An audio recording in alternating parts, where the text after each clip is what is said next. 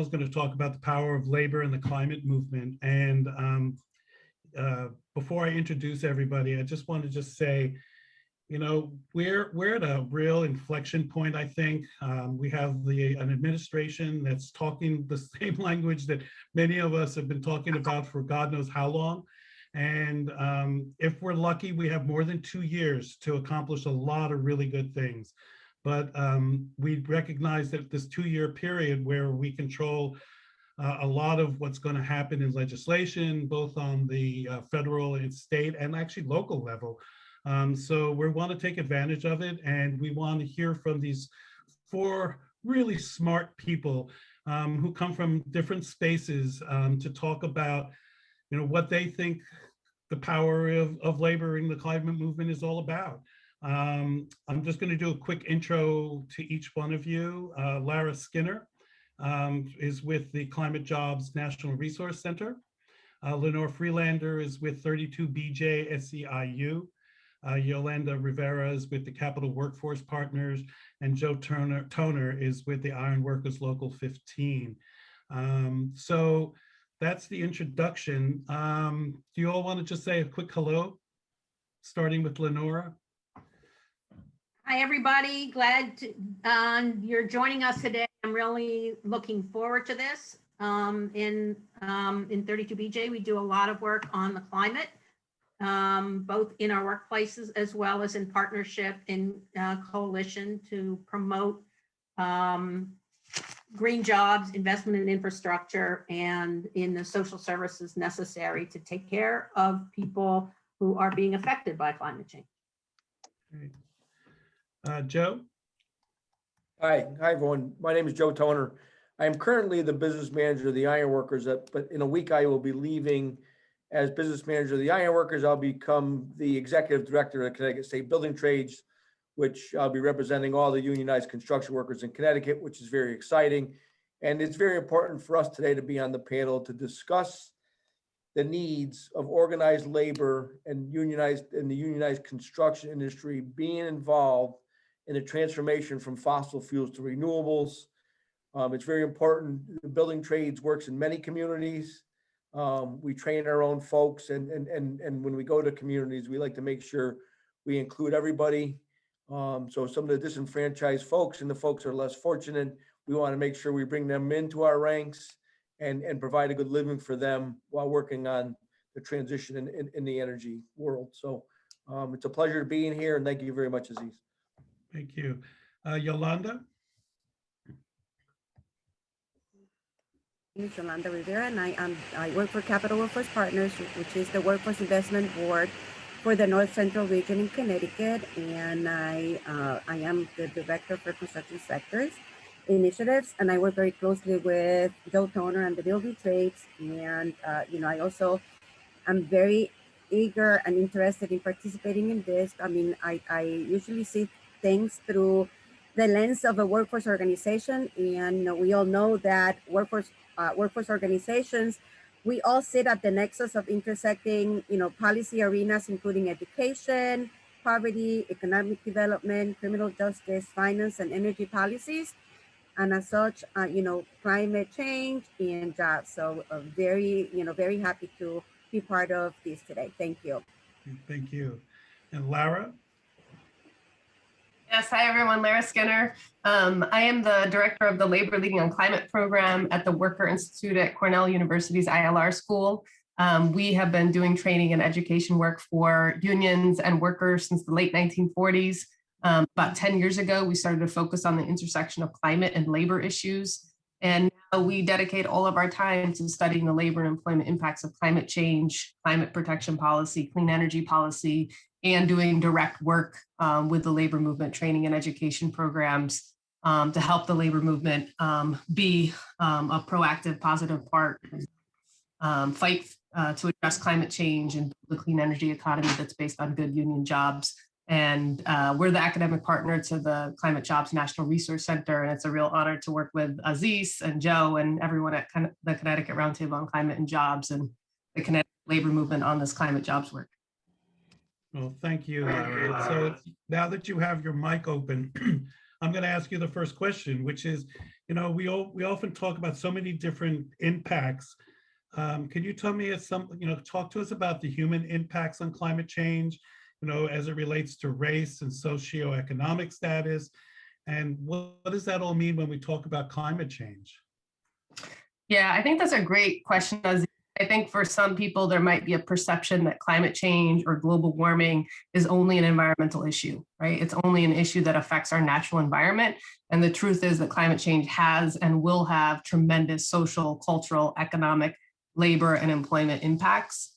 And I think at the heart of it, climate change and extreme weather events hurt the most vulnerable in our society the most: working people, women, communities of color, immigrants, the elderly, others. And so climate change really sort of exposes the extreme inequalities that we have in our society today, and it makes them worse. And that's why race and socioeconomic status matter so much when we talk about climate change.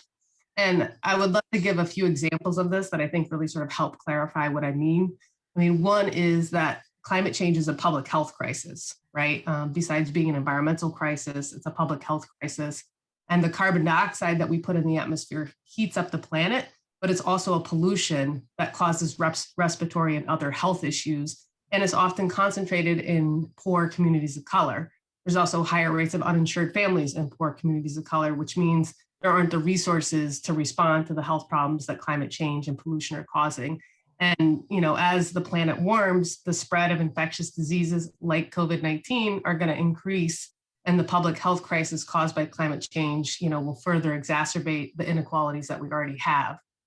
A second example I would mention is sea level rise. More frequent and intense hurricanes, they have significant human impacts. You've seen this in Connecticut. The majority of our communities and our essential infrastructure are built along waterways and coastlines. That's transportation, it's water infrastructure, wastewater infrastructure, power generation facilities are all affected by sea level rise and more intense storms.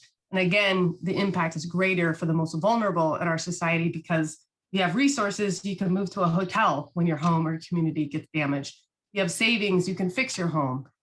You likely have a social safety network that will provide you with support, during an extreme weather event hits your region. And that safety net often doesn't exist for the most vulnerable in our society. The other thing I would really learn from Hurricane Sandy is that workers and union members are really on the front lines of climate change and extreme weather events. We saw the New York State Nurses Association, nurses there were carrying patients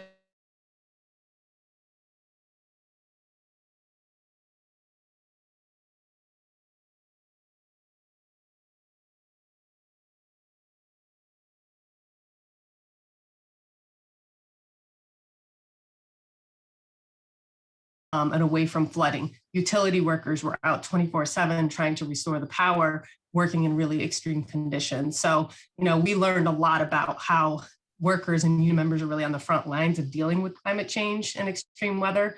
There's so many more other examples that I could mention. I would just wrap by saying, in this work that we've done, we feel like we've struck on a really important reframing of climate change. And it's that we're not just facing one crisis, the climate crisis. We're actually facing two crises, the crisis of climate change and the crisis of inequality. And I mean inequality of income, wealth, race, gender, all of that. And so the solutions that we develop have to be able to address both of these crises. And a big part of that is making sure that we're creating good, high quality union jobs in the new clean energy economy that can sustain our families and communities and help reverse the significant inequality that we're seeing today.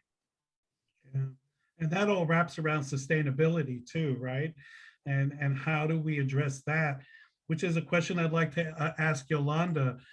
So Yolanda, how do you see the labor movement advocating for sustainability? And what kind of protections are we giving workers to make advocacy possible? Based on the work that Joe and I have done for the last 20 years and the fact that, we actually began by organizing around the issues of, high quality union jobs, with good wages and benefits. Basically, I would say that the labor unions can be a a force to contend with because of the membership. Remember, the membership within these unions are members that reside in the communities that are affected by all of these changes.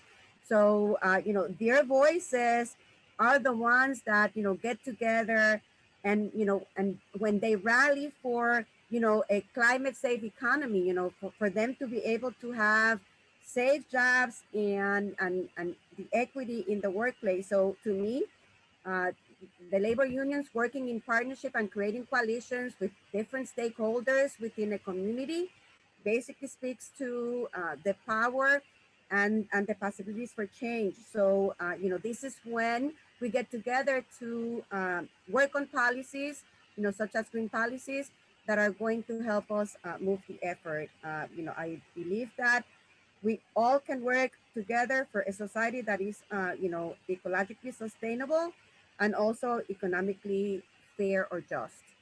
I would like to say that in terms of protections that must be given to these workers, right, or these members as they go out there and rally for the issues that they care. I think the first one is the right to know. The right to know, the environment that they're in, to make sure that they are free from undue dangers, in the places of work. So to me, that is important. The right to know, what's going on, the right to complain or say something, especially when something is not right. I believe that they have the right to file complaints, and they also have the right not to be punished when they are filing these complaints, especially when an OSHA uh, policy or is in violation. So to me, the right, again, I would like to say that it's the power of these voices of the membership that can make things possible, and making sure that they are working towards um, working in a safe environment, which basically we all have the right to do. Yeah, and protecting those workers' interests make it really important too, right? And the work that you do with workforce development is crucial to all of that.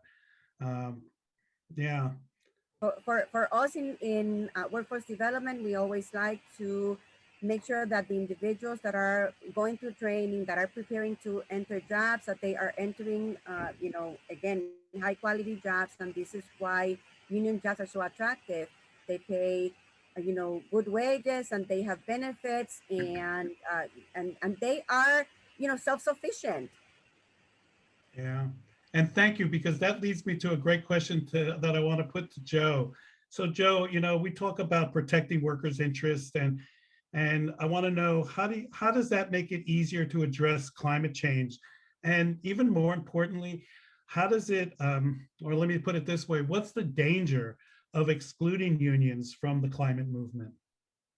Yeah, thanks, Aziz. So first, I'd like to say it's a pleasure to be here with the folks on the call today. Too many times, to be honest with you, we've been on the other sides at these hearings on different projects that we were trying to get through on the fossil fuel side, right? And we've always had mutual respect for one another.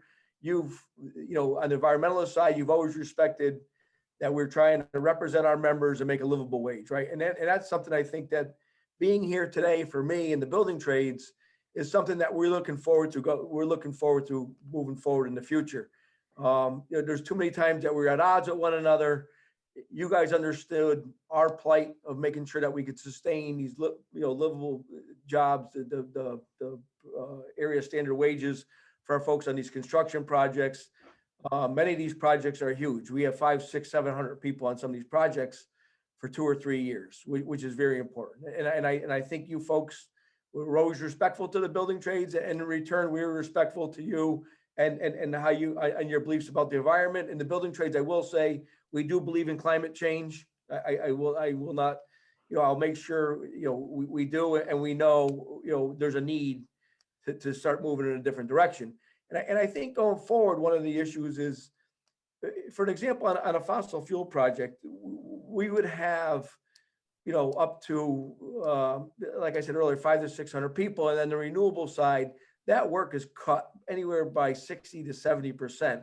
On just that there's not as much work involved for the building trade. Right. So that's a big sacrifice for us. So what's happening now is we have to make sure on the renewable side that we're training our people. So there is a just transition from fossil fuels to renewables, and people are included in the construction industry making a livable wage through the building trades. It's very important to remember that when our folks are working on these jobs, they're paid a livable wage with health benefits and a pension and a 401k. We're self-sustained. We train our own folks, and we put out a quality project. So as far as with the transition moving over for the building trades, it shouldn't be much of a problem, quite frankly, because we do our own training. So we all have our own apprentice training programs.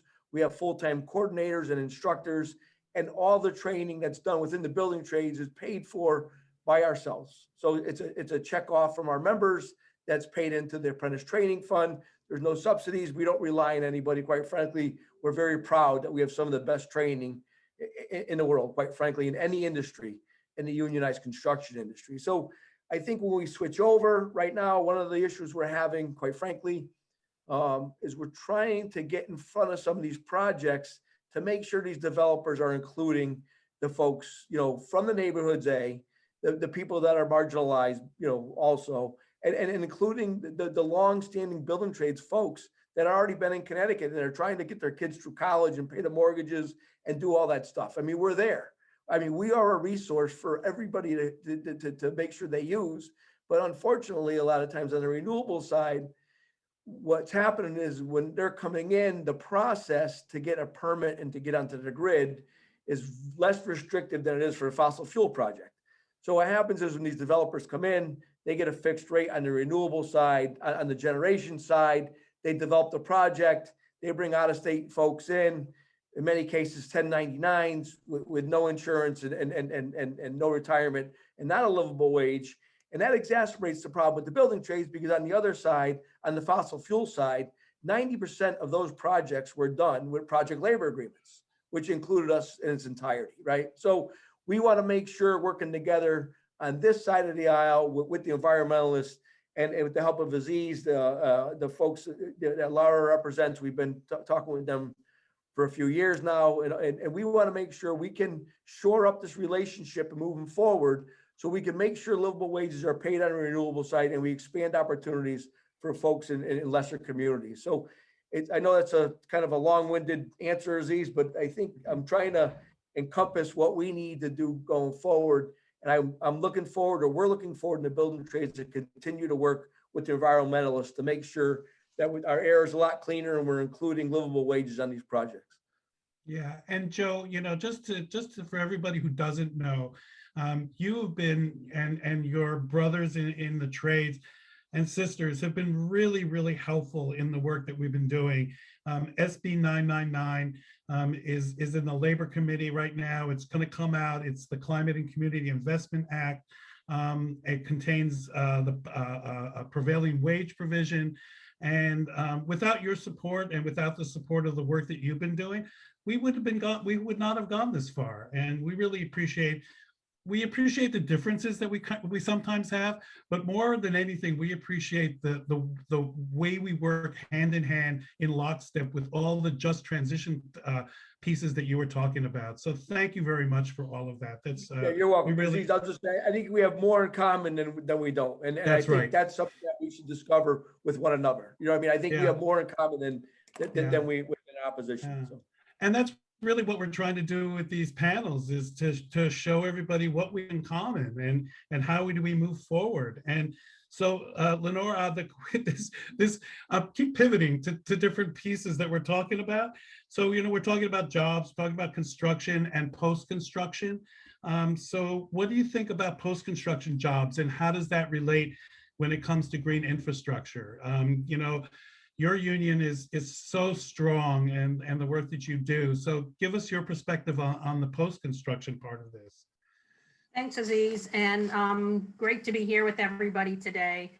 So 32BJ is one local branch of the Service Employees International Union, and the kind of workers that we represent are office cleaners, residential building workers, security officers, airport workers, and people may have seen we're organizing the food service workers on the rest stops in a pretty visible campaign there. But there's a whole universe of work that has to do with energy efficiency, green cleaning, building retrofits, whether it's changing out lights, whether it's putting sensors on, whether it's, working on making sure buildings are more energy efficient in so many ways. There's a really important piece of moving towards a renewable energy future that's about the construction side and building offshore wind and really building solar. And then there's also incredible investment in investing in water, in sewer, and public transit, and there's a world of hard infrastructure, or physical infrastructure that's super important. And the building is one part of it, but who is it that's operating? Who is it that's maintaining? What are all the things that can be done to make sure that the chemicals are non-toxic, that people know how to use them, that buildings are much more energy efficient? And so we live in that world in 32BJ.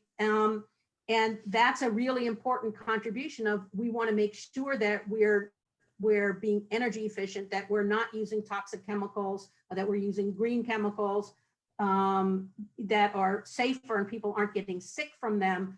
And then within SEIU as a whole, we're also talking about something that we call the care economy, which is, Laura touched on it, which is that the public health and impacts of pollution and contamination. And SEIU represents many healthcare workers who are also on the front line of dealing with how people experience extreme weather or pollution. And so that's a whole, other part of this equation that we have to think about, how there's sufficient investment there. And so that people can be taken care of as whole people. And I think one of the things that's really exciting is seeing how many unions are now stepping into thinking about this, being active on the issue. And there's this incredible political moment where we can think big and act big and push our electeds to take action in Washington and also at the state level to invest in the kind of infrastructure and care economy that we really need to move us towards a kind of society that I think those of us in the labor movement and in many social justice organizations and religious organizations really believe, where every person is valued, where every person has a good job, where every person is treated with respect and with fairness. And so it's one of those kind of transformational moments that allows us to come together differently and think about taking steps towards a more just society. And one piece of it that we as unions in the labor movement bring is really a focus on why people need good jobs and why workers need their own organizations. And that's what a union is. It allows workers to come together and speak for themselves. And that's a little bit how we see our contribution into this larger movement. Well, the only thing I will argue with you on that is that you said just a little bit. You do an awful lot more than just a little bit. And thank you. That was beautifully said. It makes me want to just get off this panel and get out there and start organizing right now. So and so Yay. I think what we wanted. I'm sorry. Go ahead. Oh, I thought somebody was commenting. Organizing, that's what it's about for us. Right. Yeah. That's what we hope everyone will do at 1 o'clock. Go out there and start organizing everybody. But so it's about 12:30. I want to do breakout rooms, and Taylor, I think you're going to do the breakout rooms, and we have an overall question that we want you to discuss in the breakout rooms. And it's simple. After you've heard these 4 amazing people talk, what do you see as your role, personal or organizational role, in a worker-oriented climate movement? And we'll have about, 15 minutes, do you think, in there, Taylor? Is that about right? 15 or 20. Yep. Okay. Yeah. So Taylor's going to lead you into the breakout rooms. And we'll see you on the other side of that, and then just do a wrap up and hear what you have to say in smaller groups. Sounds good. I'm going to go ahead and open up all the rooms now.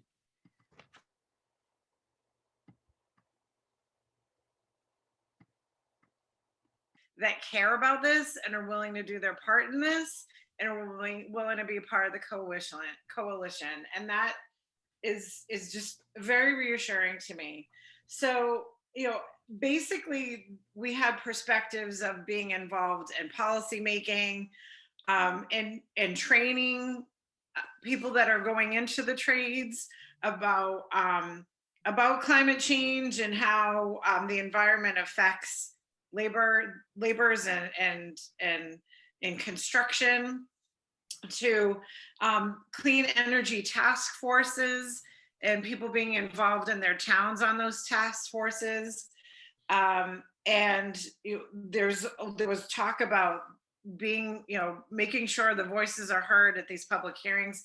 Offshore wind public hearing today about the New London project is happening today.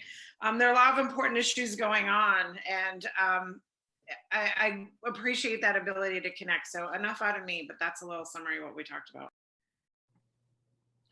Anybody else like to tell us about their breakout room? I'll go from our group. I thought we had a really interesting conversation that sort of touched on a couple points. One was the need to reframe the issue so it's not sort of labor versus environmentalists, but how we really demonstrate that issues are interconnected. And one of the issues that bubbled up around that was how the climate crisis is creating waves of refugees and immigration around the world.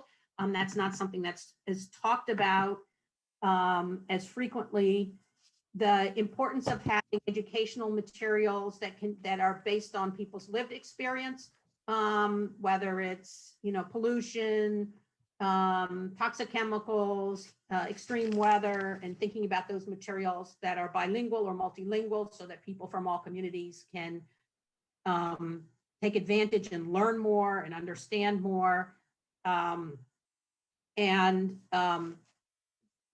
Thinking about how we kind of lean in on just transition and what that really means and looks like. So those are some of the things that came up from our group. I don't know if any of the group members have any other points they want to bring up.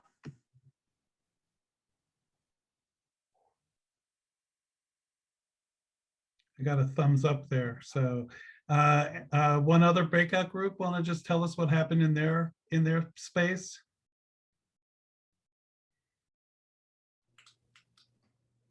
And I can see, Oh, go ahead. Please. this is Lara. Like Michelle, I was, really struck by the sort of diverse set of individuals we had in the room, folks with really different backgrounds. We had students, we had union leaders, we had folks who are environmental advocates, and but throughout the group, such a deep commitment to tackling climate change and really seeing it as one of the most important social issues of our time, and such a hunger to have opportunities for labor, environmental, climate justice, community folks to be able to come together and really sort of figure this stuff out and work together really sort of pragmatically, like what's ahead of us, where are there commonalities, how can we fight for this stuff together? And I think, that really sort of resonates with me, because I think, to really sort of deal with the climate crisis and, build a more equitable economy, it's going to take a broad, powerful, diverse social movement with all of us in it. So it was really encouraging. Yeah. And so, Joe, can you give us a little synopsis of our breakout room? And I think this is good because it gives all of the panelists a chance to just give final comments as well. Yeah, so I think our breakout room was kind of similar to somebody from what I heard from the other ones. Everyone's trying to, we're trying to make sure that we can be respectful of one another and work together with one another and make sure that we're pulling the wagon together, right? I mean, I think that's quite frankly, that's the purpose of the webinar today. And if I could say one thing on 999, the Senate bill that we just passed, the Labor Committee, I mean, it's phenomenal and it's great language and it puts us, it puts labor, it puts the communities, everyone in the forefront on these developments. But I want to bring one more thing up. Nate Brown and myself have been talking to Commissioner Dykes quite frequently in the last few weeks. And one of the things I think where we could all work together on, which is not part of 999, are the digesters. The digesters right now, the table scrap food digesters they're coming to Connecticut, right? They're almost here. And I know these projects are coming out. And I know we're going to make a proposal actually in Middletown. We have a couple of investors that we have MOUs with that are looking to do something with the building trades, and they're looking for a community to house the digesters, right? So I think the digesters, from my understanding, and Ziz, you correct me if I'm wrong, but talking to Commissioner Dykes, they're very good. They're carbon neutral. It's a way of, and I think stuff like this or stuff like these digesters are something that we could rally together to make sure when they go in front of the building committees or they go in front of the town councils and the respective communities, we should be together. We should be together at these meetings and letting people know, hey, listen, these jobs are going to be inclusive. They're going to be inclusive of everybody, right? We'll continue to include the community, and we'll do the training like we've done for years on our own, and with folks like Yolanda, who've been remarkable on helping people in the communities that don't have a voice for themselves, right? And we're gonna continue to do that. But I think if we could go in on that level together, even on the digesters, there's 3 or 4 of them, I guess, that are going to be planned in the near future in Connecticut, and make sure we tell them, hey, we're here together. These jobs are going to go, and this is how this job's going to go. Instead of having the hedge fund people come in and tell us how they want to build the job and then take the money and then sell the project, right? So I think that's what's very important, that we continue to work on that stuff, that the common bonds that we have to make sure, and it helps everybody, right? I mean, so I think that's what's important, for us going forward. And it goes back to Lenore and Aziz and Lara and all the, and Yolanda, quite frankly, organizing, right? I mean, you folks are organizers, I mean, to the core. I mean, so that's what's important. And I think for us in the building trades, we'll continue to work with the communities and the organizers. And as long as we're on the same page and we have enough time to go into these municipalities, we'll all be successful. And I think that's important. Yeah. So Yolanda, your name was mentioned at least 5 times in Joe's comments, which we all completely agree with, by the way, as organizers and as people who, personally, I'm so vested into workforce development and making sure that we get jobs to people who don't normally get those jobs. So final comment, final thoughts from you, Yolanda? My final comments is that I sent Joe a private message that actually said, thank you for inviting me to this, because it brought me back to my organizing days. And I have to say, when I hear Lenore speaking and the energy and enthusiasm, yeah, and the love that she shows for the work that 32BJ is doing, I am reminded of my days when I organized with SEIU back in the 90s and the campaign around Adrian's Landing. And it's just like, it brings me back, because, once you are in service delivery, you kind of tend to forget, right, the organizing and how important, it is that as we continue to prepare, these individuals, that we continue to remind ourselves that these are voices that can speak on our behalf, for what we're doing and what we're trying to achieve. And, it is very important, to continue to, just like Joe said, bring everybody together. It's very important that we continue to include, the communities of color, because again, they are the most impacted by, the policy making and the changes, right? So to me, I just have to say thank you. This was great. It actually, brought me back to a topic of, of importance. And, I'm really looking forward to continuing to do whatever we need to do, which is possible to move the effort forward. So thank you. Thank you. And before we all leave, thank you, Yolanda. Thank you so much for that. It's inspiring. All you people are so inspiring. And I know Taylor's been monitoring some of the questions, and I know we'll go over just a few minutes, but I want to just give an opportunity to ask at least 1 or 2 questions. So Taylor, do you have the question out there for the Yeah, panelists? well, I see that Stefan McLaughlin has his hand raised. So I don't know if you wanted to turn your mic on and make a comment or question. I do. Thank you very much. I appreciate that. Basically, I am here representing the Episcopal Church, which is local, regional, and national. And we are working towards starting our own energy company so that we can save energy, save money, save the planet, do it right. And in order to do that, we're going to create a lot of jobs. So I'm looking for opportunities to invest in green energy projects, and that's what this is. I would love to continue a conversation with the appropriate person or persons because we're working on the business plan right now. So that would be great. Thank you. We will, that's fascinating. You know, that would open up an entire 2 hours of discussion, I would imagine, Stefan. So let's make sure that we do that and connect immediately and Thank keep you. talking about how that would work. Thank you. Thank you. Thank you. Taylor, do you have another question out there? One more. I think Amy has her hand raised as well.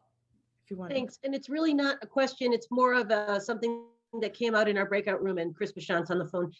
Today, there's a public hearing on the Port Authority and the development of the port down in New London at 3 o'clock. If you don't know about it, just go to Deep's website and there's a public hearing notice and you can register there. But Chris confirmed what I thought was this is a huge opportunity for major amounts of jobs that could go overseas if we're not careful. So I just wanted everyone to know, because this is sort of your sweet spot right now in this organization. And Chris is going to be on it. I'm going to be on it. But, you know, I'm not the expert in this. Chris is more of an expert. But if we can be there as with our eyes and our ears and watching and keeping people accountable and entities accountable, that's the way that we're going to be able to get those jobs to stay in Connecticut and to be really giving the people who really need those jobs the opportunity to get them. So I just wanted to make a public service announcement so that if you have nothing to do at 3 o'clock, join. So repeat that again. What's the hearing again? It's Chris, are you on? Say that again. Chris, I don't know if Chris is still on, but if he's Yeah, not, I'm here. it's basically, oh, Chris, why don't you just tell folks, because you're the expert. It's just an open public hearing in regards to the state pier. So Deep is going Okay. to go over the construction of, and Joe can probably attest to it even more than I can. But it's in regards to the work coming up at the state pier, and then it's going to open up to public questions and answers. The jobs overseas part, that's a different, that has to do with the offshore wind itself. That's a 3-week Right. conversation. Yeah. And we'll have those conversations. Yes. And so, listen, I don't want to, you know, this was a lunch hour, so I want to just be mindful of everybody's time. I want to thank the panel. You people are brilliant, and the work that you do, I said it, I think I said it, I just makes me want to just get out, you know, shut the computer down and go out and start organizing. And that's what you all do so well. And that's what everybody, all the people that are here do really well. And, you know, our voices can always be heard. And so before I sign off, I need to thank the board of the Roundtable for all the support that they've given us. I especially want to thank the staff, Taylor, Allison, Michelle, Stephanie. All of you are just so dedicated to the work that we do, and I can't thank you enough. And just a final thing, you know, follow us on social media. We're all over the place. We're trying to do a lot of different things. We need your support. You need our support. Let's work together. Let's make sure that, you know, in solidarity, we make things happen. And again, thank you, panelists, for our first webinar, our first what's jobs got to do with climate change. I think you opened a lot of eyes, and you know, we'll see everybody in another month or so, but we'll see you on the line somewhere else too. So thank you again. Keep on keeping on. I guess that's the way to say it. Thanks, everybody. Have a good Thank day. you, everyone. Thank you. This is awesome. Thanks, everyone. This was great. Thanks, everyone. Thank Thanks, you. Lara. Thanks, Joe. Thanks, Yolanda. Thank you. Great job. Yeah. Guys are You too. great. Thanks. All right, see you soon. Yeah. Awesome discussion. Thanks so much. You're all wonderful. Thank you. Thanks Thank for you, coming. you too. Thank you, Will.